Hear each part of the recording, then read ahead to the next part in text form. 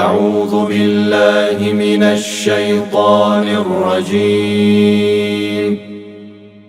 بسم الله الرحمن الرحيم. قل هو الله أحد الله الصمد لم يلد ولم يولد ولم يكن له كفوا أحد. بسم الله الرحمن الرحيم. قل هو الله أحد الله الصمد الله الصمد لم يلد ولم يولد ولم يكن له كفوا أحد. بسم الله الرحمن الرحيم. قل أعوذ برب الفلق. بسم الله الرحمن الرحيم. قل أعوذ برب الفلق من شر ما خلق ومن شر غاسق إذا وقب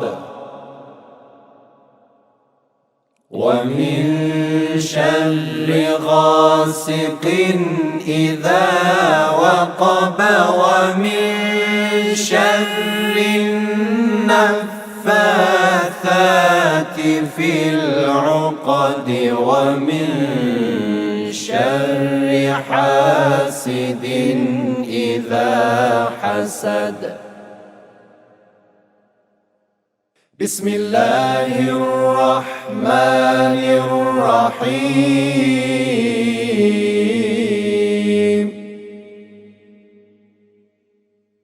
قل أعوذ برب الناس ملك الناس إله الناس من شر الوسواس الخناس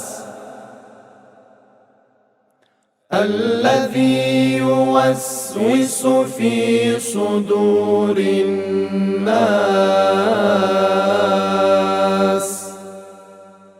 من الجنة والناس.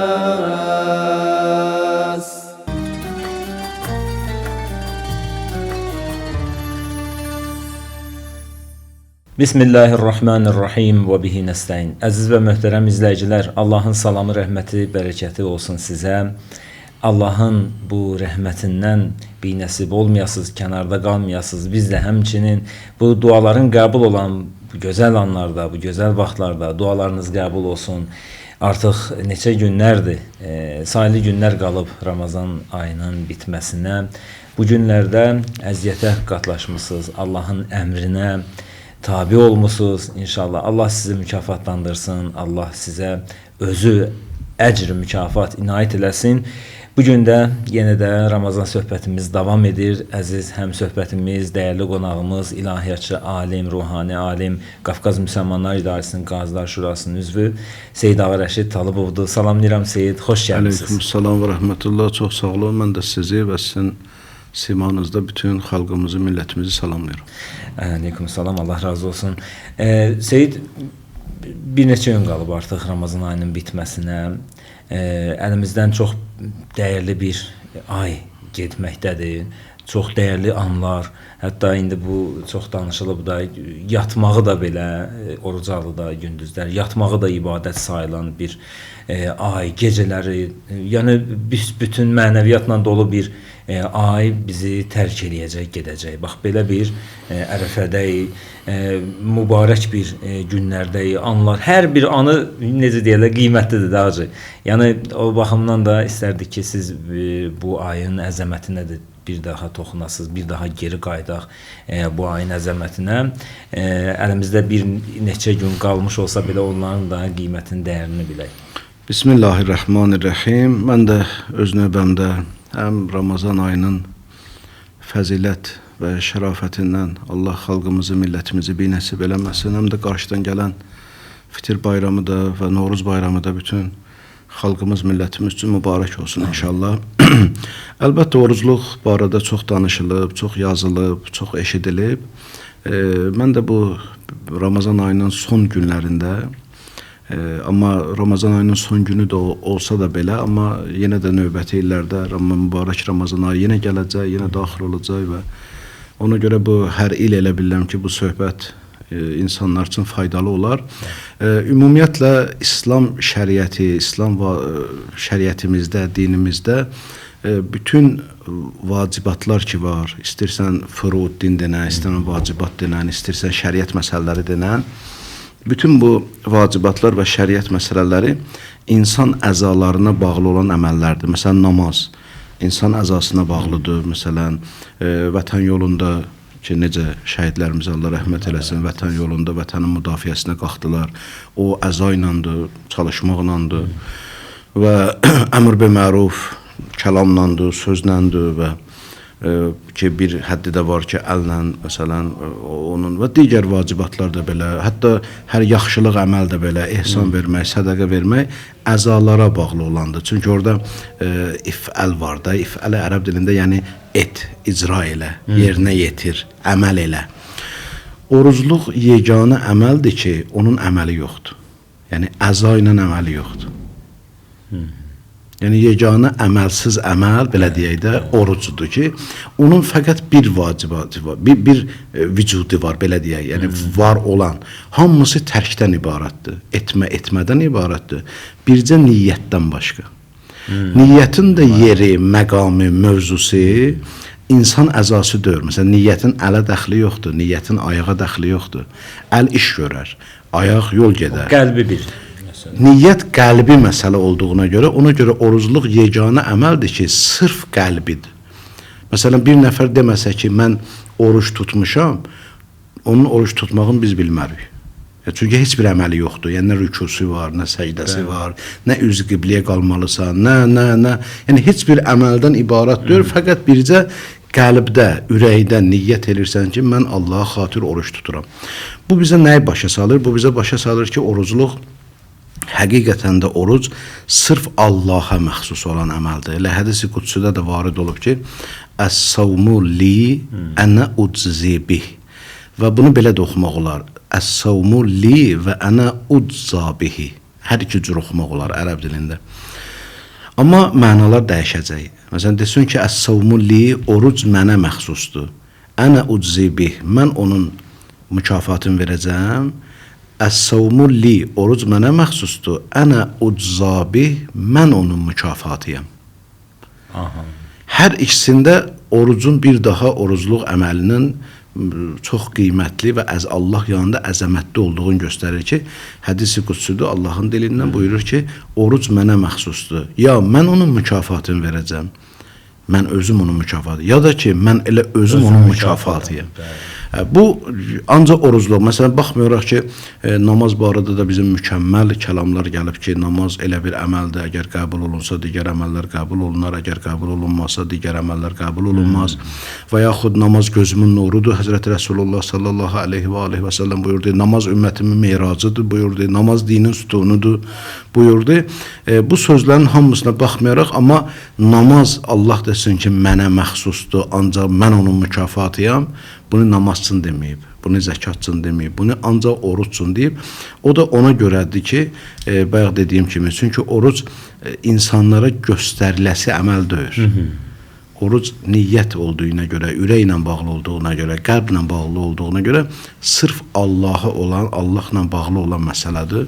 Ona görə orucluq insanı Allah'a daha da yaxınlaşdıran əməllərdəndir. Orucluq insanı bir növ Allah'ı tanıttıran əməllərdəndir. İnsanı Allah'a yaxınlaşdıran əməllərdəndir. Dünyada elə bir mükafat ola bilərmi? Mən ötən proqramların birində dedim ki, elə bir hədiyyə ola bilərmi? Yəni Allah özü insanı hədiyyə ilə mükafatlandırsın da. Allahın hədiyyəsi düzdür, gözə görsənmir bizi. Amma bu mükafat deyərkən ağla nə gələ bilər hacı? Baxın, bir həvəsləndirici olsun da, bəzi insanlar var, oruç tutublar, indi nəsə gözləyirlər Allahdan. Belə deyək də. Bax, Allah nə verə bilər? Bax, o mükafat deyəndə nəzərə nə gəlir? Əlbəttə, biz bu dediyimiz o mübarək kəlamı belə oxusaq ki, ənə ucabih, yəni oruc mənə məxsusdur və mən onun mükafatıyam. Bu daha böyük məqamdır. Yəni insanın Allaha çatmağından, Allaha yetişməyindən ki, indi bəziləri alimlər bunu terminlərində fənafillah kimi deyiblər və yaxud Quran bizə liqaullah kimi tanıtdırır bunu. Allaha yetişmək, Allahda çatmaq, Allahda fəna olmaq və s. İndi əlbəttə terminlər nə bizi, nə də xalqımızı qorxutmamalıdır. Ona görə mən biraz çox termindən danışmağı xoşlamaram. Çalışıram ki, onun mahiyyətini insanlarımız başa düşsün. Və nə deməkdir? Məsələn, fənafillah və yaxud liqaullah və yaxud mən ilə oruç tut, orucun mükafatı mən özüməm. Bunlar nə deməkdir?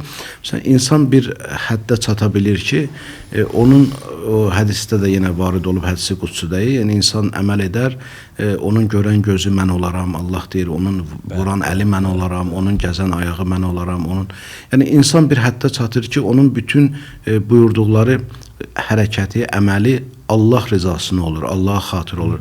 Həzrəti Rasulullah sallallahu aleyhi və alihi və səlləmin də bu barədə, onun barəsində daha doğrusu Peyğəmbərin xanımlarının birindən soruşdular ki, sənin həyat yoldaşısan da hər halda sən onu yaxşı tanıyarsan bizdən. Çünki adətən ailə daha yaxşı bilir.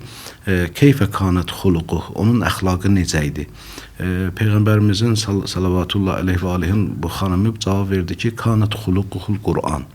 Onun əxlaqı Qur'an idi.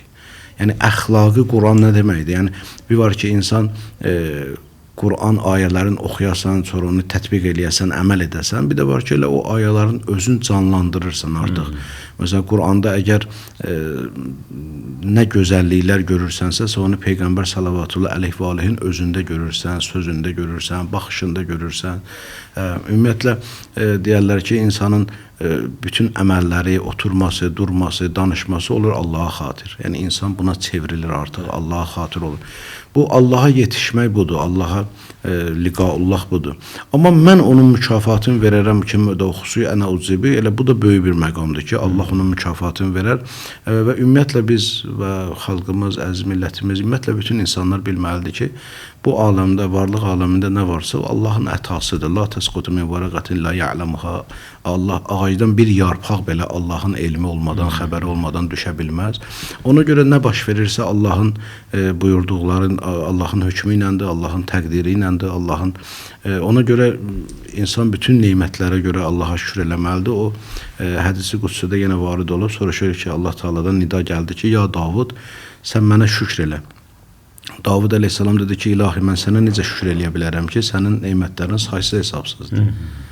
Yəni, axı, o neymətin müqabilində şükür eləmək olar ki, o məhdud olsun. Bir həddi olsun və insan ömründə bir həddi var, eləyə bilərəm ki, mən onun şükrünü eləyim. Amma sənin neymətlərin saysız hesabsız. Allah Quranda buyuran kimi, əgər dəryalar mürəkkəb olsa, ağaclar qələm olsa, istəsələr Allahın kəlmələrin yazalar. Əlbəttə, orada kəlmələrdən məqsəd kəlmə təkvinidir, yəni Allahın yaratdıqlarıdır. Çünki Allah onları kəlmə adlandırır. Onun da özünün gözəl mənası var ki, niyə Allah onu kəlmə adlandırır? Çünki adətən biz kəlmə, biz yox, elə ərəb dilində də kəlmə sözə deyərlər. Amma Allah orada öz yaratdıqlarını söz adlandırır ki, bəli, doğrudan da söz mənanı ifadə elədiyi kimi, Allahın yaratdıqları da onun varlığına ayədir, nişanədir. Yəni, məsələn, mən bir söz deyərəm, o sözə görə, o sözün vasitəsilə sən o sözün mənasını təsəvvür edirsən də təsəvvür yaranır. Məsələn, indi biz burada əyləşmişik, mən deyirəm ki, sizə ki, dağ. Məsələn, dağ sözü deyən kimi artıq o dağın şəkli sizin zehninizdə canlandı. Yəni o dağ kəlməsi bir əlamət oldu, bir nişanə oldu, bir ayə oldu ki, onun mənasını insanlara çatdırmağa, insanların zehnində yaranmasına, təsəvvür yaranmasına. Ona görə Allah Teala deyir ki, mənim yaratdıqlarım hər biri kəlmədir. İnsan bir kəlmədir, ağac bir kəlmədir, yer bir kəlmədir, göy bir kəlmədir. Axı ilahi sən bunu söz deyir, axı bu vardı bu. Deyir, bəli, o vücudu ilə kəlmə kəsir, o vücudu ilə danışır, o vücudu ilə deyir ki, mənim xaliqim var, mənim Rəbbim var, mənim sahibim var, məni yaradan var. O vücudu, ona görə Allah burada ki, hətta İsa Peyğəmbər barəsində də Qurani-Kərimdə Allah Teala buyurur ki, Allah Həzrəti Məryəmə öz kəlməsini demir, mən ona övlad verdim, oğul verdim. Deyir ki, mən öz kəlməmi Həzrəti Məryəmdə qərar verdim. İsa əleyhissalam Allah kəlmə adlandırır. Bəli, İsa Peyğəmbər kəlmədir, amma Allahın ən aydın kəlməsidir, ən vazih kəlməsidir. Kəlimullah da gözü. Bəli, kəlməsi yox, Kəlimullah Allahla kəlmə kəsən mənasındadır. Yəni Allahla danışan məna, o Həzrəti Musaya aiddir ki, Allah. Amma İsa Peyğəmbər barədə isə Allah Quranda kəlmə deyir. Deyir, mən öz kəlməmi Həzrəti Məryəmdə qərar verdim. Yəni İsa'nı bilirik də, İsa üfürülüb Allah tərəfindən Həzrəti Məryəmin vücuduna. Deyir, mən kəlməmi onda qərar verdim. İsa Peyğəmbərin də kəlmə adlandırması daha aydındır ki, çünki necə bəzən məsələn söz var, dəlalət eləyir mənaya, amma bir söz ondan daha aydın dəlalət eləyir. İsa əleyhissalamın atasız dünyaya gəlməsi Allahın ən aydın kəlmələridir ki, deyir ki, mənim xaliqim var, mənim yaradanım var, mənim Rəbbim var. Ona görə Allah Qurani-Kərimdə buyurur ki, əgər dəryalar mürəkkəb, ağaclar qələm olsa, istəsələr ki, Allahın kəlmələrin, yəni yaratdıqların mövcudatı yazsınlar, yazıb qurtara bilməzlər. Davud əleyhissalam deyir ki, ilahi, mən sənə necə layiqincə şükür eləyə bilərəm ki, sənin neymətlərin saysız hesabsız, amma mənim ömrüm isə məhdud. Eləyə bilmərəm, onu çatdıra bilmərəm. Nida gəldi Allahdan ki, ya Davud, sən artıq mənə şükür elədin. Allah, bu da şükürün bir növüdür. Bəli, çünki mən bunu istəyirəm elə. Əsas şükür budur ki, sən biləsən ki, neymətlər Allahdandır.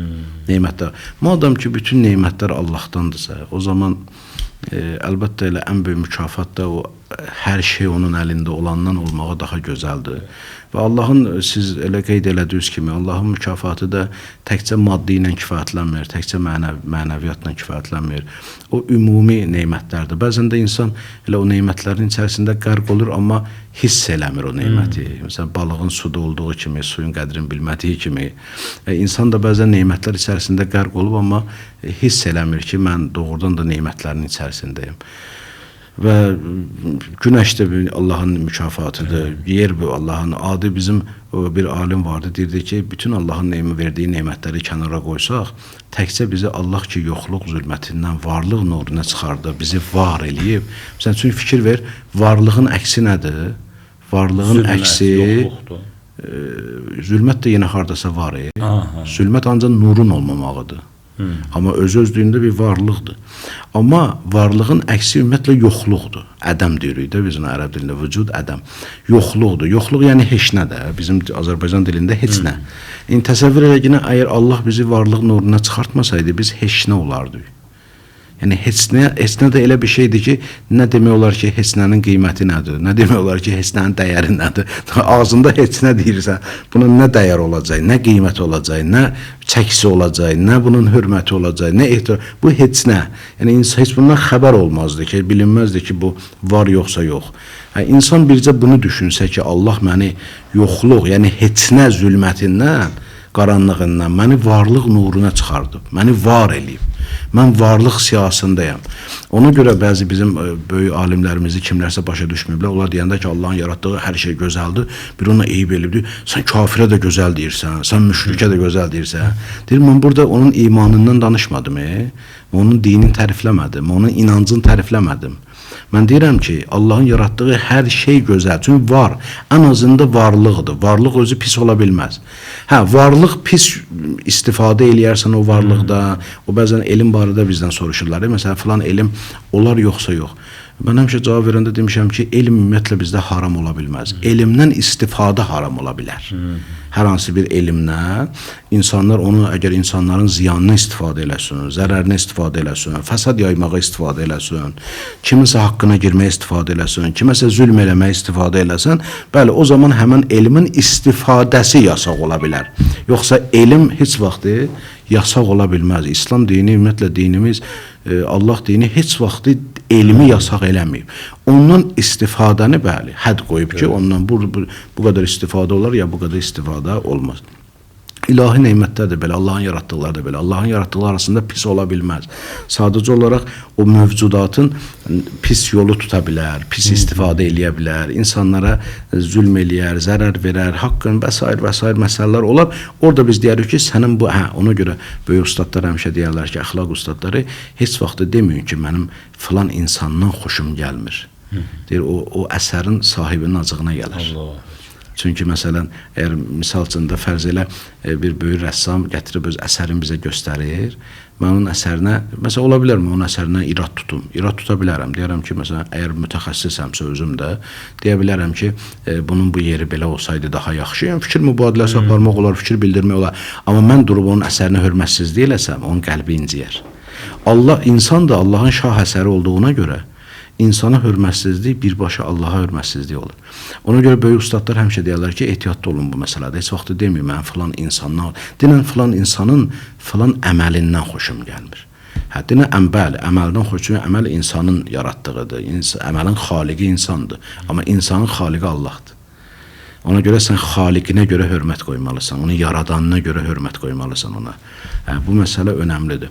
Bəli, ona görə əslində bir dənə qoy bunu da deyim elə sualın cavabı olaraq bir ustaddan soruşdu ki, mən dua eləyirəm, Allah qəbul eləmir. Dedi, sən dua eləyirsənsə artıq istədiyi almısan. Xəbərin yoxdur. Yəni duanın özündən, yəni dua nə deməkdir? Dua məxluqla xaliqin rabitəsidir də, bəndə ilə insanla Allahın rabitəsi. Sən bundan artıq nə alacaqsan ki Allahdan? Allahla sənin rabitəndən üstün olsun. Məsələn, təsəvvür elə ki, Məcnun Leyliyə aşıqdır. Məcnun Leyliyə yetişsə, da ondan böyük arzu ola bilməz ki. Ondan böyük nə verəcəksən ki? Yəni, məşuqun, aşıqın məşuquna çatmasından, rabitəsindən böyük mükafat ola bilməz axı. Ona görə sən dua edirsənsə, artıq istədiyi almısan, xəbərin yoxdur. Oruç tutan da belə. İnsan əgər Allah xatir oruç tutmusansa, Allah bayaq dedim, lap birincidə ona görə dedim ki, orucluq yeganə əməldir ki, onun əməli yoxdur, əza ilə əməli yoxdur. Oruc yeganə əməldir ki, onun yeri qəlbdir. İndi ki, hədisi qudsi deyim sənə, bu iki dənə sözü bağla bir-birinə, gör nə gözəl nəticə alırsan. Allah deyir ki, qəlb mənim evimdir və mənim evimdə başqasını məskunlaşdırma. İnnəl qəlbə dari fəla tuskin dari qeyri. Məndən başqası mənim evimə salma. Yaxşı, qəlb Allahın evidir. Orucluq sırf qəlbi əməldir. Deməli, Allahın sırf evinə bağlıdır və oradan da əğyarları qovursan. Qeyrləri qovursan, başqalarını qovursan, digərlərini çıxardırsan orada. Yemək yemirəm, içmək içmirəm, digər orucu batil eləyən işlərdən hamısından çəkinirəm ki, mənim ürəyim sırf qalsın Allah üçün, qəlbim sırf Allah üçün. Yəni, bundan böyük mükafat ola bilərmi? Yəni, ona görə orucluğun özü elə ən böyük ilahi bir neymətdir, ən böyük bir ilahi lütüfdür, ən böyük bir Allaha yetişmək üçün ən böyük vasitədir. Bəli.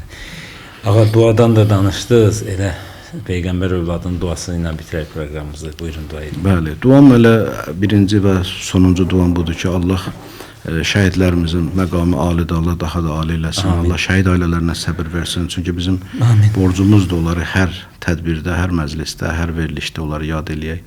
Allah xalqımızı, millətimizi qorusun, Allah Azərbaycanımızı qorusun, Allah dünyamızı qorusun. Çünki bugün dünya elə bir vəziyyətdədir ki, dünyanın hər hansı bir nöqtəsində baş verən hadisə bütün xalqlara, millətlərə, ölkələrə təsir eləyir. Dünya artıq qarışıb da bir-birinə, sanki bir ailə olub. Ona görə bizim arzumuz budur ki, Allah bütün dünyamızda sülh, əmin-amanlığı bərpa eləsin. Amin. Allah vətənimizi qorusun, Azərbaycanımızı qorusun və Azərbaycanımızın gözəlliyi üçün çalışanları qorusun. Amin. Allah bir daha bizi müharibə odu ilə imtahan eləməsin. Amin ya Rabbel Alemin. Seyid, minnətdarıq sizə. Var Sağ olun. olun, Çox sağ olun. Əziz və hörmətli izləyicilər, yenə də görüşünüzə gələcək Ramazan söhbətləri ilə. Allah sizi qorusun. Dualarınız, ibadətləriniz qəbul olsun. Sağ olun. Allahu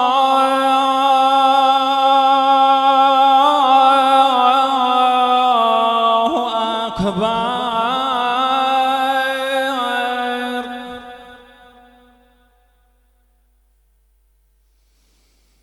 Allahu Ekber.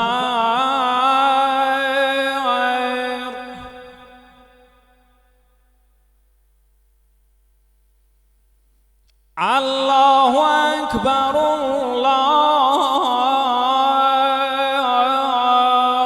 Allahu Ekber.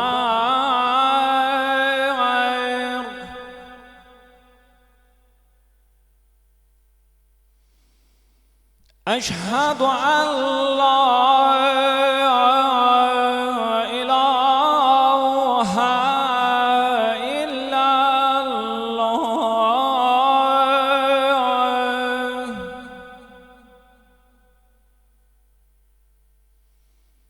أشهد أن لا إله إلا الله.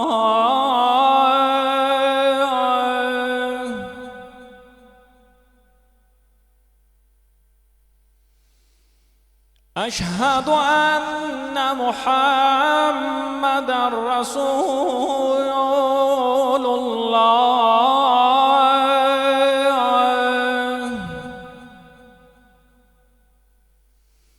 أشهد أن محمدًا رسول الله.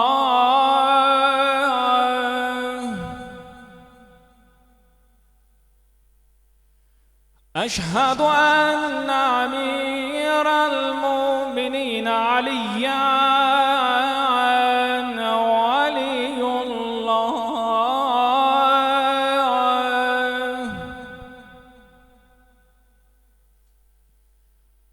أشهد أن مولانا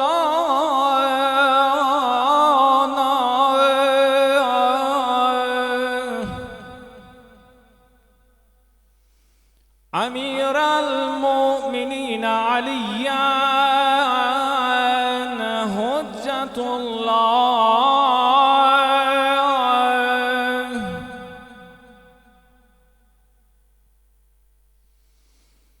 حي على الصلاة.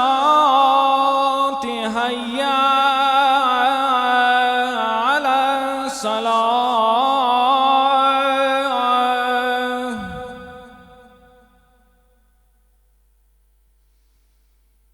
حي على الفلاح. حي على الفلاح.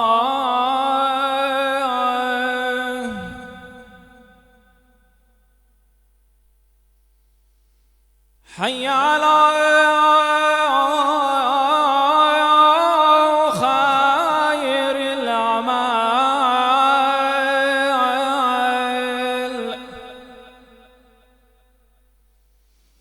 حي على خير الأعمال.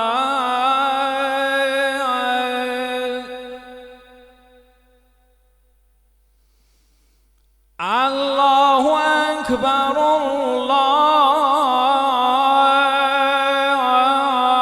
الله أكبر.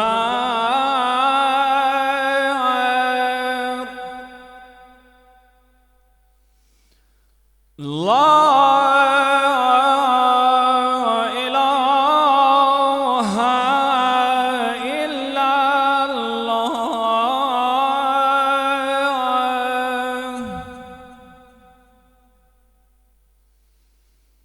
لا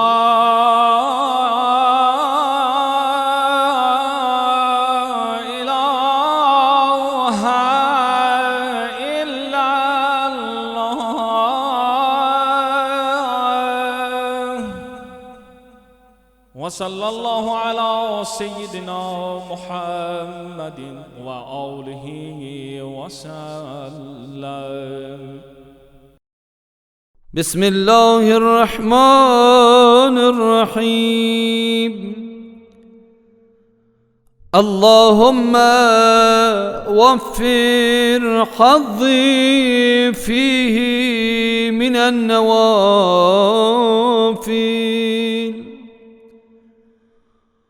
وأكرمني فيه بإحضار المسائل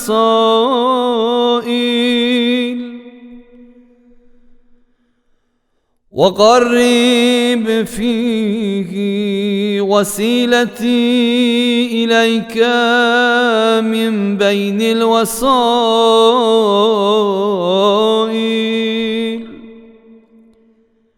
يا من لا يشغله إلحاح الملحين.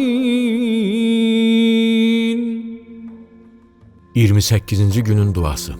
Allahım, bu ayda mənim müstəhəb əməllərdən olan payımı çoxalt. Məni istəkləri gerçəkləşdirməklə əzizlə. Vasitələr içərisində sənə tərəf olan vasitəmi yaxınlaşdır. Ey o kəs ki, israr edənlərin israrları onu digərlərinə nəzər yetirməkdən saxlamır. Ya Aliyyu ya Azim ya Gafuru ya Rahim. Ya Aliyyu ya Azim ya Gafuru ya Rahim. Ente Rabbul Azim, Ente Rabbul Azim, الذي ليس كمثله شيء وهو السميع البصير.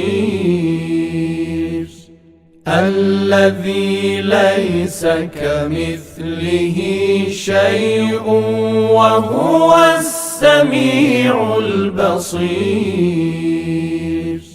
يا علي يا عظيم يا غفور يا رحيم. أنت الرب العظيم، أنت الرب العظيم، الذي ليس كمثله شيء وهو السميع البصير. الذي ليس كمثله شيء وهو السميع البصير. وهذا شهر عظمته وكرمته وشرفته وفضلته على الشهور، وهو الشهر الذي فرضت صيامه عليه، وهو شهر رمضان الذي أنزلت فيه القرآن هدى للناس وبينات من الهدى والفرقان، وجعلت فيه ليلة القدر وجعلتها خيرا من 1000 شهر. فيا ذا المن ولا يمن عليك، من علي بفكاك رقبتي من النار. في من تمن عليه وأدخلني الجنة وأدخلني الجنة برحمتك يا أرحم الراحمين. Bağışlayan və mehriban Allahın adıyla. Ey uca, ey əzəmətli, ey bağışlayan, ey rəhm edən. Sənsən böyük Allah. Bir Allah ki, bənzəri yoxdur. O eşidən və görəndir. Bu Ramazan ayı sənin bütün aylardan böyük və kəramətli etdiyin, şərəfli edib üstün tutduğun bir aydır. Elə bir ay ki, onda oruç tutmağı mənə vacib etdin. O, Ramazan ayıdır. O elə bir aydır ki, həmin ayda insanları doğru yola yönəldən, hidayətlə bağlı aydın dəlillərə sahib olan və haqqı batildən ayıran Quranı nazil etdin. O ayda Qədr gecəsini yerləşdirib, onu 1000 aydan xeyirli və üstün etdin. Ey minnət sahibi, sənə minnət qoyulmaz. Məni minnət qoyulan bəndələrinin zümrəsində əzabdan azad etməklə boynuma minnət qoy. Məni cənnətə daxil et, ey rəhm edənlərin ən rəhimlisi. Sənsən böyük Allah. Bismillahirrahmanirrahim. Allahumma adkhil ala ahlil kuburi surur. اللهم أغني كل فقير. اللهم أشفي كل جائع.